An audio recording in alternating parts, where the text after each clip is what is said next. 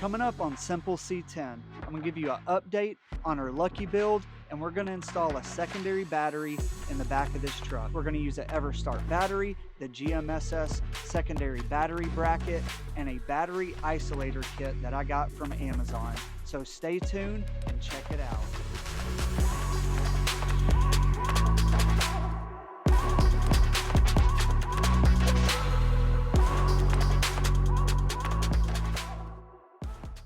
Y'all know why I'm smiling so big is because this is the shop. We are in here for the very first time. It's still a little echoey in here, but that's okay because we're in the new shop and it's gonna be awesome. So it's 30 degrees outside. I didn't mean to actually use the shop yet, but it is freezing over on the other side. So guess what?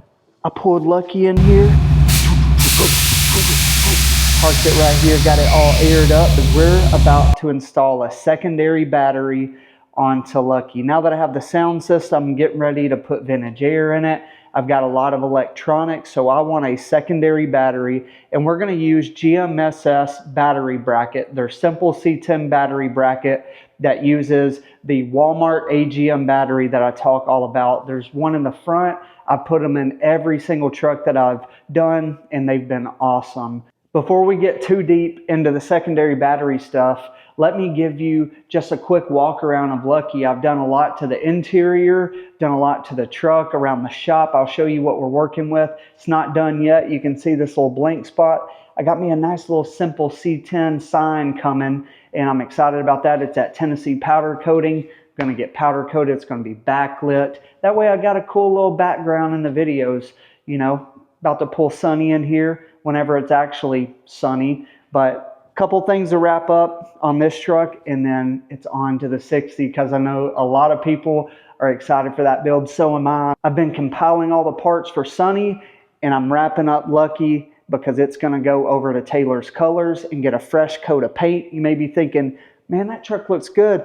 It really does. It's a really slick paint, but there's some dents and dings, and it's chipping on the fender, and it's a 20-footer, but when you start to see the little details, it's not to kind of the standard that I want for this truck. This truck is really, it started out as a budget build, right? Everybody says that. It starts out as a budget build. That's going to be really slick, but with a sound system and the bedwood turning out how it was, and just look at this thing. It's kind of getting next level, and I'm really proud of it, so I'm going to invest some more into it to take it top notch with a very slick paint job with door jams and everything and get it done right. So let's check out some of the stuff that I've done to Lucky lately, and we'll hop into that secondary battery. All right, on the last couple of videos, you saw that I installed the seat belts on there. Here's the awesome Snowden seat. You see the seat belts down here. Those ended up looking really good. Here's how the bottoms, you never saw me bolt in the bottoms, but I've got those bolted in. They fit very snugly with the sub box, but they work. Everything looks really good. Put the new carpet in here. Got all that done. There's the kick panels. A lot of people were asking about the kick panels here and how much leg room. It really doesn't take up any leg room or anything like that. I painted this little thing black to match the ashtray. I bought a billet handle for the ashtray from LMC. Here's the vintage air controller. It's all blacked out. That's actually how it comes. And Tennessee powder coated the dash bezel. I got all new things for the dash too. I just went on there and ordered every single one of the buttons and all that. And that button right there is actually my Airlift 3P button. You pull it to turn it on. I was able to put a button onto that too. But check that out.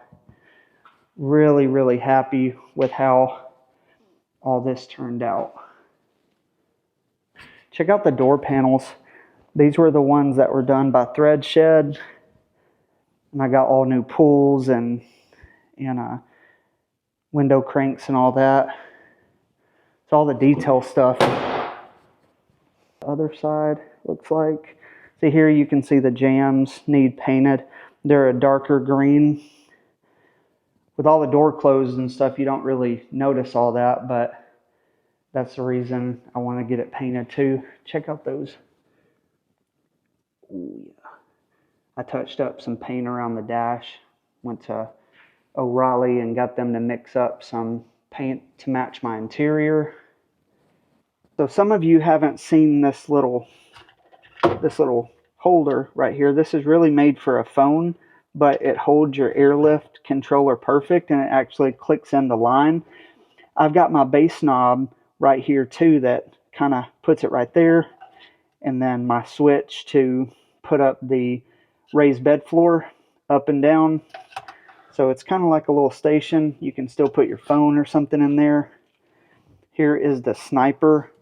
You can touch that or flip it in.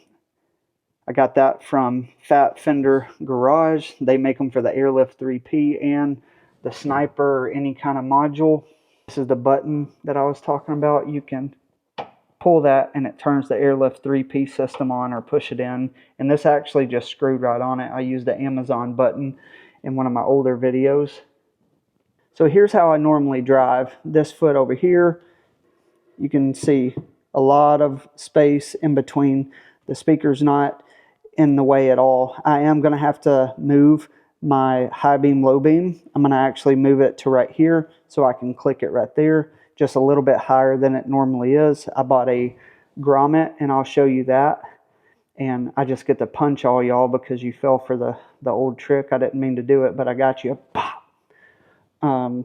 So I'll cut the carpet. I'll put the little black grommet in there and then mount the high beam, low beam. There we go. But man, this thing has come together. I'm really pumped this thing has come together. The interior looks really good. And the Dakota Digital dash video, you probably already watched that by now. But the gauges look great. And I'm just overall happy with how this truck has turned out. It's really starting to, I'm starting to get attached to it. I really like it. So that means I'll probably sell it pretty quickly in reality. But now I've got to get Sunny done before I sell this one. But had a lot of interest already in this truck. But I really like it. Small block sounds amazing with that Flowmaster. Man, it just fires up. It runs good. And I like the truck. Need to get vintage air done before it starts to warm up. That'll be a weekend project. Not sure if I'm going to do that now or wait till I get started on Sunny. Probably get started on Sunny. I'm chomping at the bit to get started on that truck. Well, that was the interior of Lucky.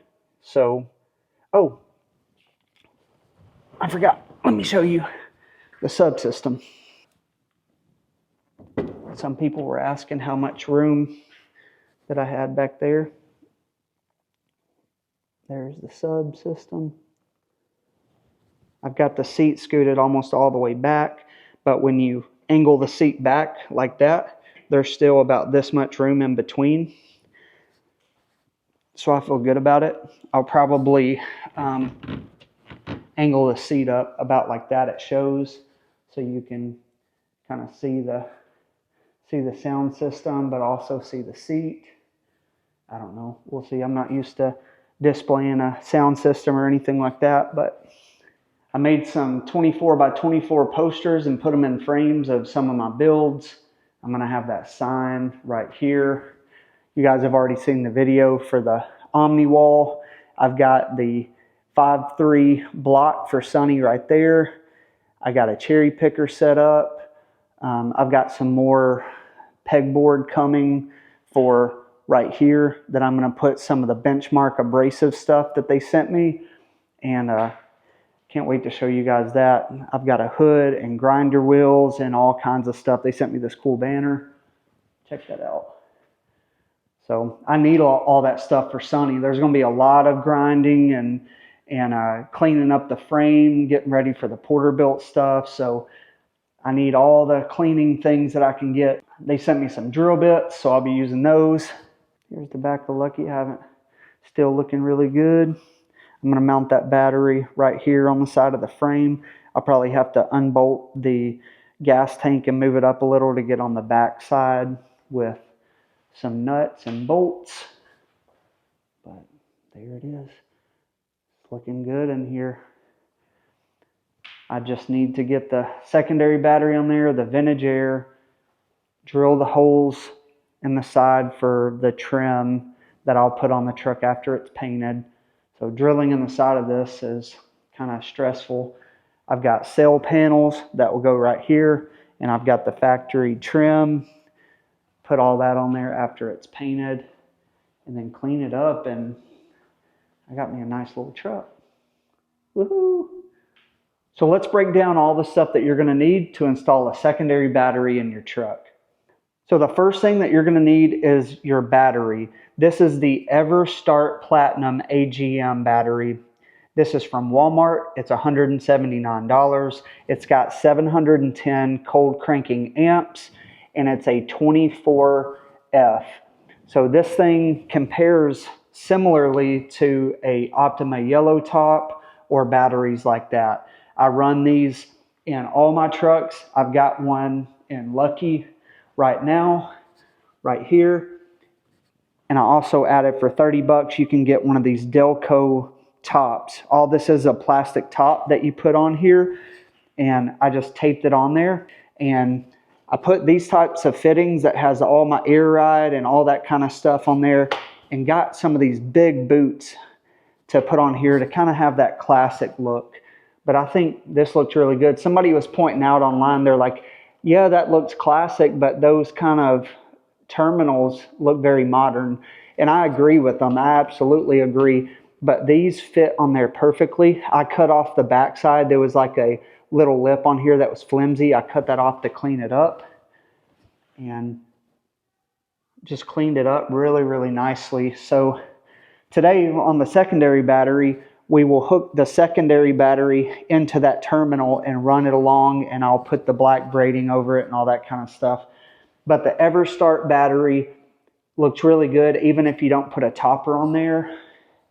Looks good, works really good, and it saves you a lot of money from Walmart.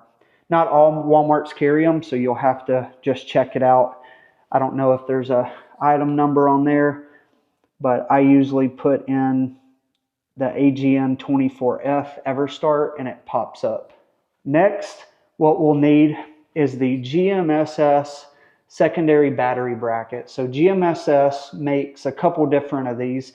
One's for Optima, and he made this one specifically for this EverStart Platinum battery. So this fits this perfect. And I ran one of these on Francis. I've ran one on No Association.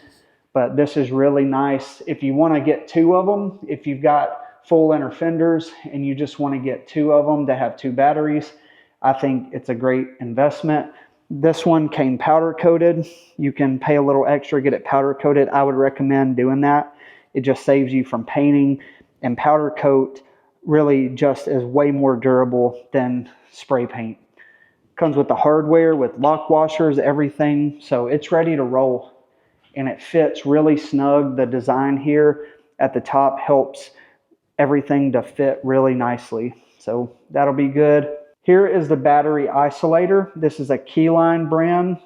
It's the only ones that had 300 amps on here. So this was like their heavy duty version.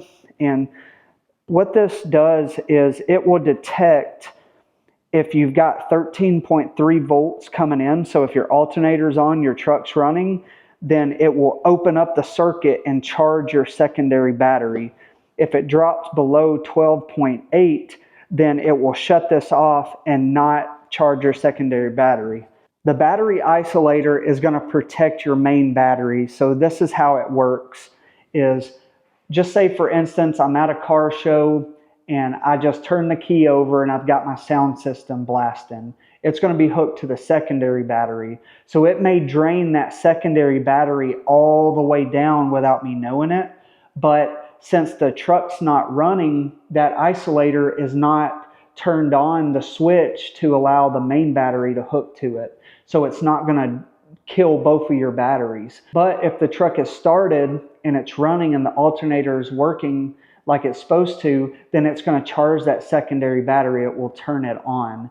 So anything on your secondary battery with an isolator will not run down your main battery. If it starts to run down your secondary battery, it will shut off and not pull from your main battery. Open this up. So here is the kit. It's going to come with some very heavy gauge wire and ground wire. So this is a 1 wire. Wow. This is one with the connections and everything. So this is going to run from my main battery to the isolator, and then from the isolator to my secondary battery over here and hook to it. And then it has the ground that will go to chassis ground. We'll go through wiring more whenever I get to that point. But all this does is hook in to the back. So you're going to have your power wire going to the main battery and then the secondary battery, and then this wire is just going to be a ground, and all that ground does is help trigger this mechanism. Some of these come with a voltage reader on there. I've read some reviews. If that's on there, sometimes it can be a vampire drain, which drains your battery without you knowing it. But this does have a LED on or off, so you can test it, start your truck and turn it off and see if the cut in and the cut out is working correctly. So I've just got to figure out where I mount this thing. It does recommend a fuse going in between this on both, like on the outboard and the inboard. It didn't come with fuses. I don't see any fuses, so that may be something that I need to get, is some fuses. I'll read the instructions, but I didn't get any fuses, and I definitely want to protect the system. I read online that some of these you need a big crimper, and that's what this is right here. If you don't have a big crimper, then you can do it with some vice grips or something like that. I bought some additional battery terminals like the ones I use on the front, because I'll probably run eventually some other electronics to the secondary battery. Right now it's just going to be the sound system. Got some zip ties to run the wire from the front to the back. These handy dandy flush cut zip tie cutters that Danny gave me, my friend. Thanks, Danny, for those. He says he always scratches up his hands with sharp zip ties. So now every time I see a zip tie, I think of him. It's a weird thing. But this wire cover right here, I always use this braided split loom on any of the wiring, because I don't like to see a big red wire going around my notch and everything all the way to the back. So I coat all my wires in the split loom, not the plastic stuff. This is the braided, the really nice stuff. I tape my ends, make it look professional, and then zip tie everything. You also need your Arnold Palmer, and there's nothing in that. That's just a tea and lemonade. Not yet.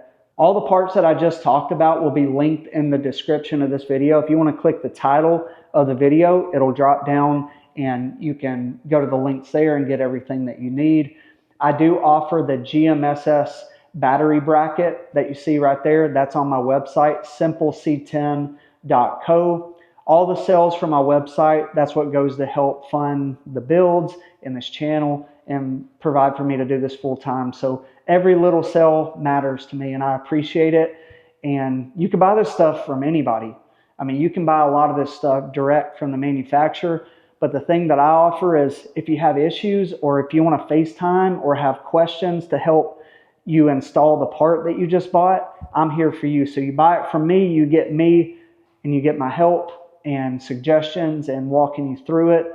That's what sets it apart, is you're not calling a big company 1-800 number and getting a guy that's never installed the part on his truck. You're getting me, and I would love to help you. I want to see more of these trucks at car shows, driving down the road, and I love the community. It's really bringing us all together, and it's something special we got going here. So keep supporting the community, whether it's me or others in the C10 community. Keep doing it. There's a lot of hard workers out there that's grinding and trying to make it happen. So thank you guys. Let's get this thing on. I think the first thing I'm going to do is take the bolts out of this and just get the bracket and hold the bracket up to the frame and mark the holes to drill.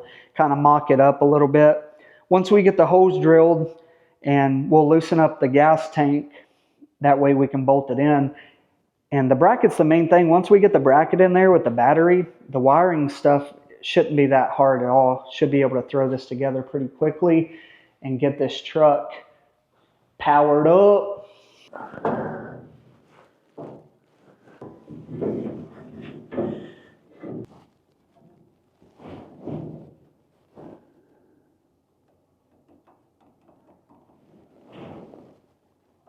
Now it's time. I get to use some new parts from Benchmark Abrasives. So they sent me some stuff to use, and one of those things was these super nice drill bits that they have right here. Check those out. Oh, fresh drill bits, man. I'm going to try these out, and I'll let you know how they cut. There's nothing like a good drill bit whenever you're trying to do a job like this. If you get a dull drill bit, or if they suck, then slows your progress down big time. So I'm going to drill the holes in the frame with these, and I'll let you know. But thanks to Benchmark Abrasives, I've been seeing a lot of those guys online. I've read a lot of really good feedback, so I'm going to try and I'll give you an honest review. Get a little cutting going on. Oh yeah, this is gonna be tight. That's only. Oh yeah. Oh yeah.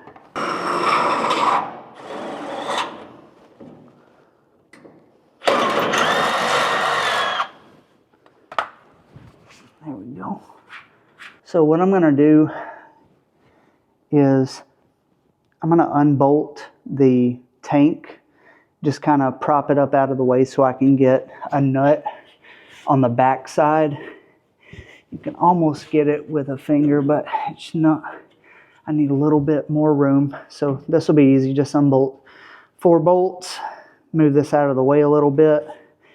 And I'm gonna put the bracket up there with the top 2 holes mounted to see where we need to drill the other holes. And I may drill all the way through the bracket and then into the frame to get everything perfectly lined up.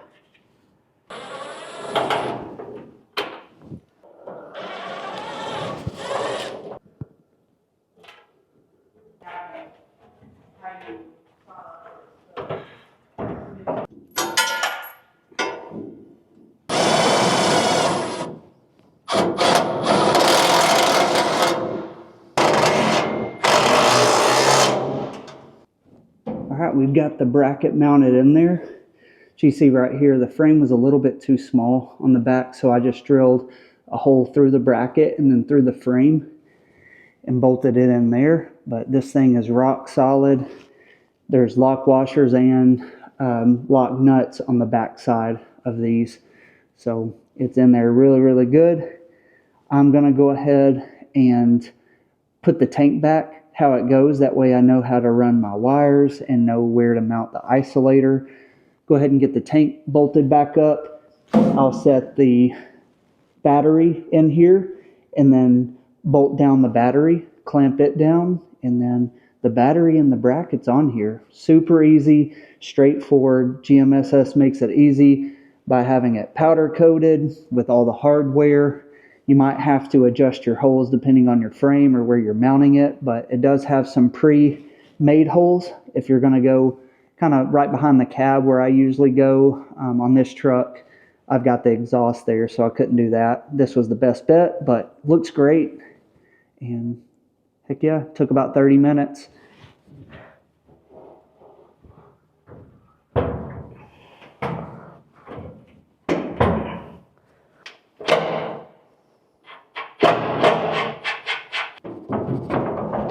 Oh yeah, much easier. Will help lock everything in for you so it won't wiggle around.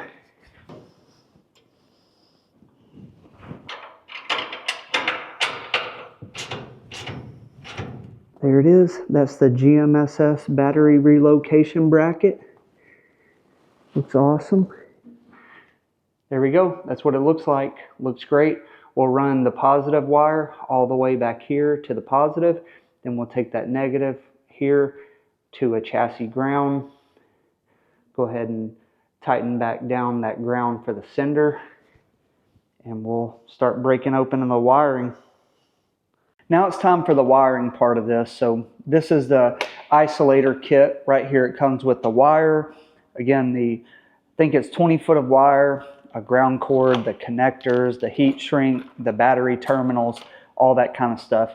But what it doesn't come with is 2 of these fuses. This is a mega fuse right here. If you've never seen one of these, you're supposed to put one of these on each side of the isolator, go into each battery, close to the battery. So what we have to do, and the hardest part of this whole thing, is figuring out where we want to mount this box and where we want to mount the fuses to keep everything looking really clean. Underneath the engine bay and the bed, underneath the raised bed floor, looks really good right now, and I don't want to have a ton of wires everywhere.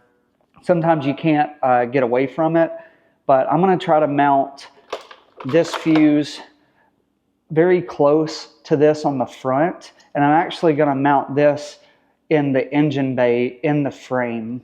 So I'm going to drill out some holes and mount it inside of the frame. That way I can pop the hood, I can see if the light's on. I really don't want this big box under the raised bed floor. I looked and kind of tried to place it different places, and I just wasn't happy with where I was going to have to put it, and I want to be able to access the fuses in this easily. So I think it'll be hidden in the engine bay. I'll show you that in just a second. But I'm going to put a piece of wire from here to inside of here, just a short piece, and then I'm going to put this up on the inside of the frame and then drill holes and bolt this in on the front, and then have this side running up to the main battery, and then that will be the connection from the main battery to this. Then I'll have to run this all the way to the secondary battery with one of these mounted close to the secondary battery. These are 150 amp AMG mega fuses. A lot of factory setups will have a 80 or 100 amp. A lot of people will use a 100 amp. On this setup, it recommended 2 150 amps on both sides of this. So that's what I'm going to do. Just going to refer to that. But this kit does not come with these. You'll need to get 2 of these and some of the fuses as well. Some of the kits come with the fuses already. Some of these isolator kits actually come with the fuses and everything, but not the 300 amp setup that I have. This is the beefed up one that has the thicker wire, the more amps, and it had really good reviews. Right here is the frame. I want to mount this right inside the frame right there, just tucked really nicely in the frame where I can still see the LED when it's on.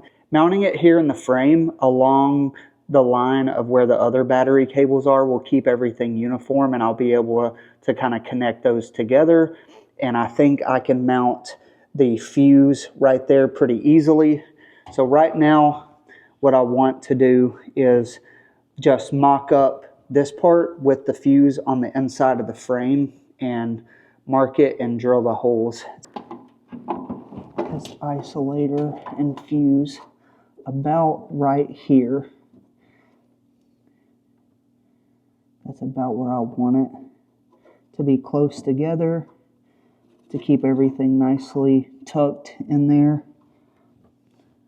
So it's looking like just about a finger width apart, and I'll connect these together with a wire and then measure and drill my holes. But that looks really good right there. I think it's out of the way. Okay, it's not, some of this wire is like super thick where you can't even move it. This has some good flexibility, so that is going to help me be able to connect everything and to get around the curves that I need it to. It feels of good quality though, and I like the heat shrink ends, and it all looks really good. This design has a little pop out tabs. I'm hoping they pop out pretty easily.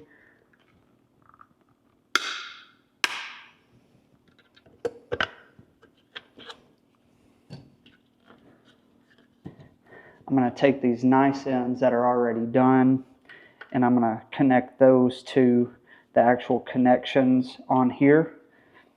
And I'll do that for both sides because on the end of the battery terminals, I'm going to use this style of battery terminal, and I'm actually going to use the middle section here, the clamp style, to clamp those down right here. And that's how I'm going to clamp them down instead of mounting them to one of these connectors. I think I'm going to clamp them down onto the main thing to really get a clamp force on it instead of just like this right here. Make it like that. So that'll allow me to use the nice ends on the two connectors. And then I'll have to put on some connectors for the fuses.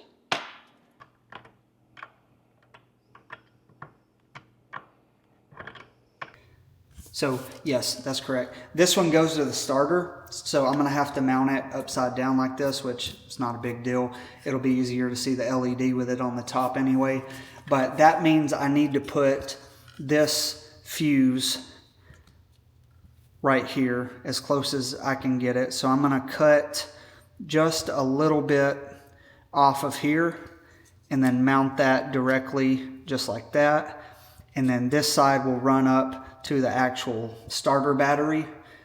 So I'm going to do that now, cut it, crimp the end on it, and get this part here done. And that way we can mock this whole section up and then just run this wire up to the battery, this wire all the way to the back, and we'll be cooking with grease, as I say.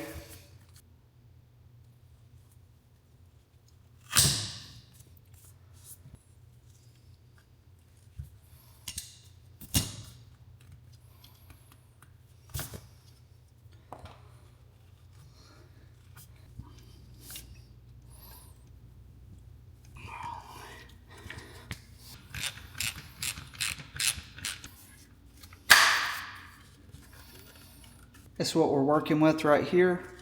We've got the fuse and then the isolator. This will be mounted on the frame, and then this side will run up to the actual battery. You can see the isolator on the right and then the fuse on the left. I got those mounted to the frame.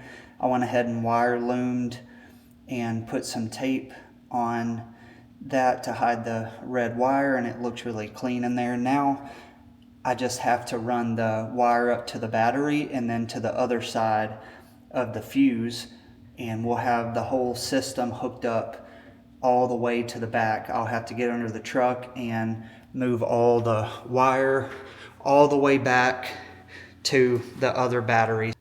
Big power cable into the actual clamp. Underneath these two, you can put a wire and clamp the whole thing down. So this is kind of going to act like the regular battery cable, and then I will run this battery cable along these lines, and then I'm going to reloom everything all the way to the fuse to just make it look really good and clean. So I'm going to take off this clamp, take off that clamp, clamp this on, and then reloom everything all the way down to that.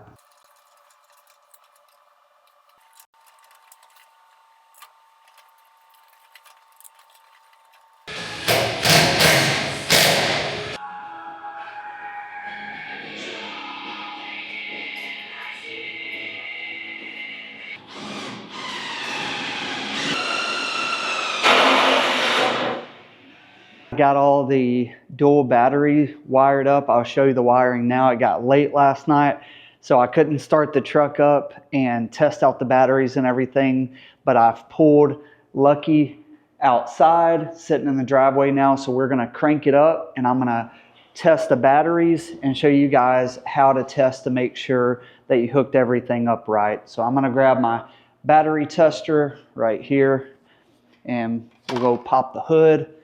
Set up my camera, we'll start it up, we'll test the voltage of the batteries with the key off so we can see kind of what they're resting at and see if they're different voltages, and then start the truck, and then it should turn on the LED light on the isolator and it should connect them together, so they should be the same. So we'll see.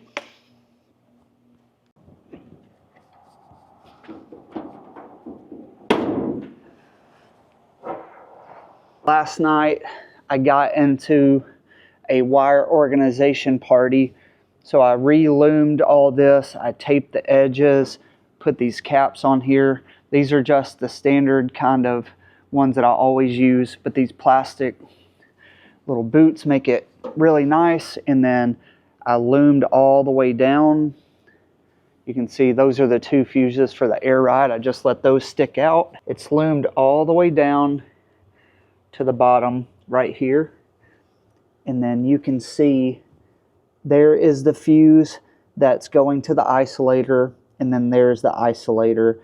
I grounded the isolator right where the battery ground is right there. And that's just kind of the setup right there. I drilled holes in the frame, ran a bolt through with a nut on the back side. So I like it right here because I can pop the hood and I can see if that LED light is on the isolator, and that means that the circuit is open, that it's charging both batteries. And it's easy to get to. It kept the rear of the truck cleaned up, and you don't notice it here in the engine bay. It's all blacked out and looks really nice. I like this style of shock. They're just really loud, but it works really well. Just loud. You can see that set up in there. So here's the battery setup.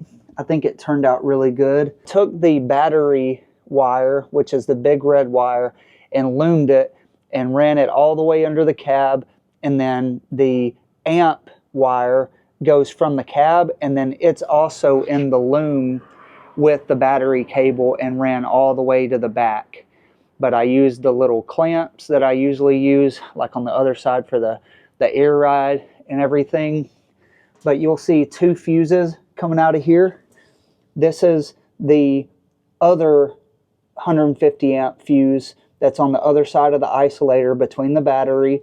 And then you also have this fuse right here that goes to the amp for the sound system.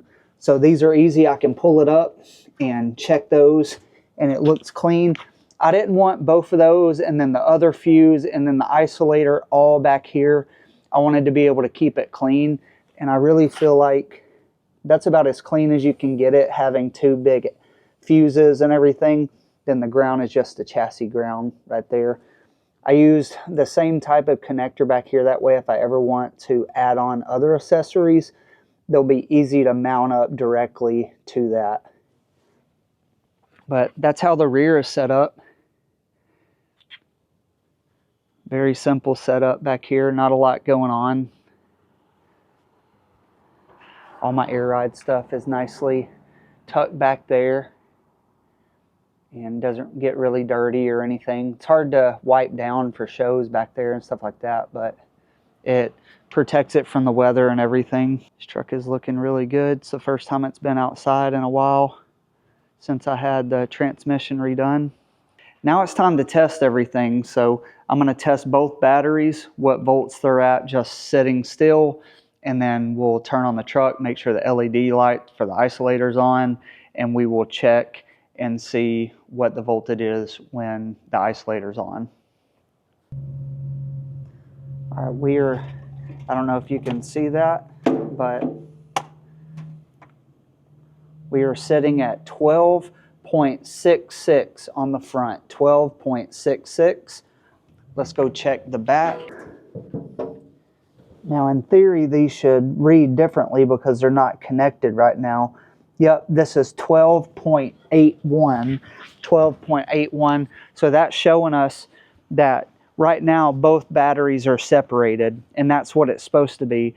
So that's what we want, is both batteries disconnected. Whenever it reaches 13.3, I believe, is when it turns on. Whenever it's over 13.3 longer than 5 seconds, then it will turn on. And then if it drops below 12.8 for longer than 5 seconds, it will disconnect it. And that's what protects your main battery from your secondary battery.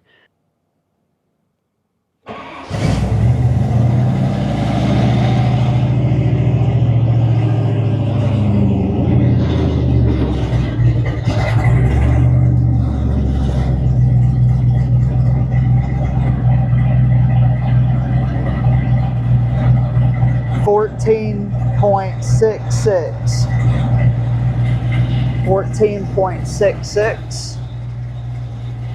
I don't know if y'all could hear me right there, but it was 14.66 on the back one.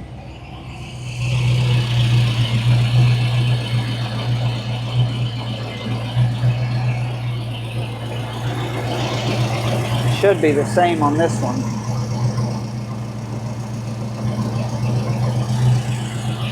14.7. So it's a little higher up here, but they are connected. I'm gonna see if the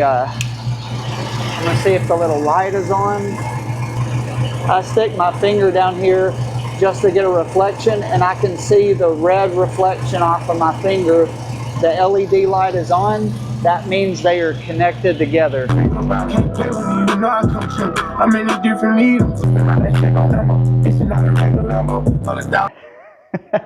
I saw the neighbors poking their head out the windows to see what was going on. That system, it hits way harder than I ever thought for 210s. It jars. Like, I'm very impressed with it. Can't wait to show you guys at shows if you want to test it out. But I jammed out for a few minutes and it barely dropped the secondary battery voltage. But that's what it's for, is if I leave the radio on at a show and it drains that secondary battery without the truck running, the truck will still start up and then the alternator will kick in and recharge that rear battery. And I'm not stuck stranded on the side of the road because of the stereo system. So, heck yeah, dual battery isolator for the win. I will keep you guys updated if I have any issues, but I'm very impressed with it. But hope you guys enjoyed the video. Go check out my website, simpleC10.co. Buy some merch. I got the new beanie on right here. It's really warm. Shout out to Custom Trucks sending me this hoodie. It's awesome. Let me do a turnaround here. Show you guys. Love the hoodie, love the support. This community is awesome, and I'll see you at the next show. Thanks for tuning in. Like, comment, all the things. Appreciate it. Y'all have a good day. Peace.